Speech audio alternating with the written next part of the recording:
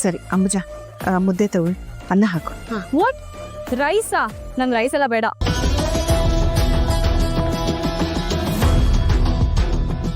ಸಂಜನಾ, ಮತ್ತೇನ್ ತಿಂತೀಯಮ್ಮ?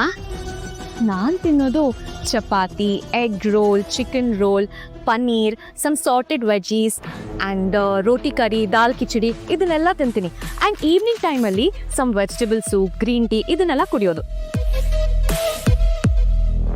ಅದಕ್ಕೆ ನೀನಿಷ್ಟು ಸಣ್ಣಕ್ಕೆ ಬೆಳ್ಳಕ್ಕಿರೋದು ಅಲ್ವಾ? ಹೌದು, ನಾನು ಯಾವಾಗಲೂ ಡಯಟ್ ಮೇಂಟೈನ್ ಮಾಡ್ತೀನಿ. ಅದಕ್ಕೆ ಅಲ್ವಾ ನನ್ನ ಗಂಡನೂ ನನ್ನನ್ನು ಇಷ್ಟಪಟ್ಟಿದ್ದು ಅಲ್ವಾ ಬೇಬಿ?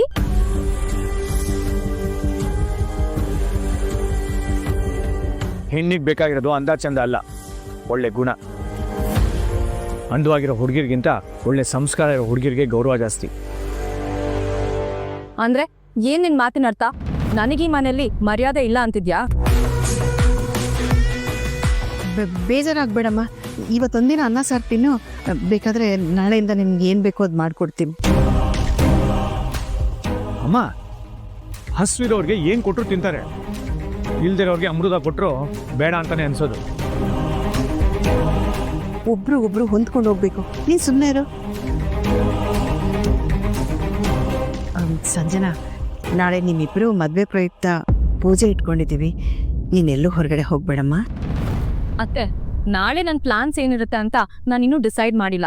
ಮನೇಲೇ ಇರ್ತೀನಿ ಅನ್ನೋ ಗ್ಯಾರಂಟಿ ನೀವು ಇಟ್ಕೋಬೇಡಿ.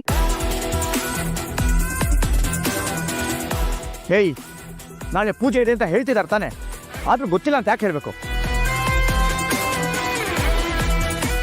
ತಂದೆ ತಾಯಿ ಸ್ಥಾನದಲ್ಲಿ ಇರೋರಿಗೆ ಹೇಗೆ ಮರ್ಯಾದೆ ಕೊಡ್ಬೇಕಂತ ಗೊತ್ತಿಲ್ವಾ? ನಿಮ್ಮ ಅಪ್ಪ ಅಮ್ಮ ಹೇಳ್ಕೊಡಿಲ್ವಾ ನಿಂಗೆ? ನಮ್ಮ ಅಪ್ಪ ಅಮ್ಮನ ಬಗ್ಗೆನೇ ಮಾತಾಡ್ತೀಯಾ? ಯಾವನಿಗೆ ಬೇಕಿ ಊಟ? ಸಂಜೆ ಲೋ, ನೀನ್ ಬೈದಿದ್ದಕ್ಕೆ ಪಾಪ ಅವ್ಳು ಊಟನೇ ಮಾಡದೆ ಹೋದ್ಲಲ್ಲೋ. ಅವ್ರ ಜೊತೆ ಹೆಂಗ್ ಮಾತಾಡ್ಬೇಕು ಅಂತಾನೂ ಗೊತ್ತಿಲ್ವೇನೋ ನಿನ್ಗೆ? ನೀವು ಇಷ್ಟಾಗೆ ತಲೆ ಹಾಕ್ಬಿಡತ್ತೆ.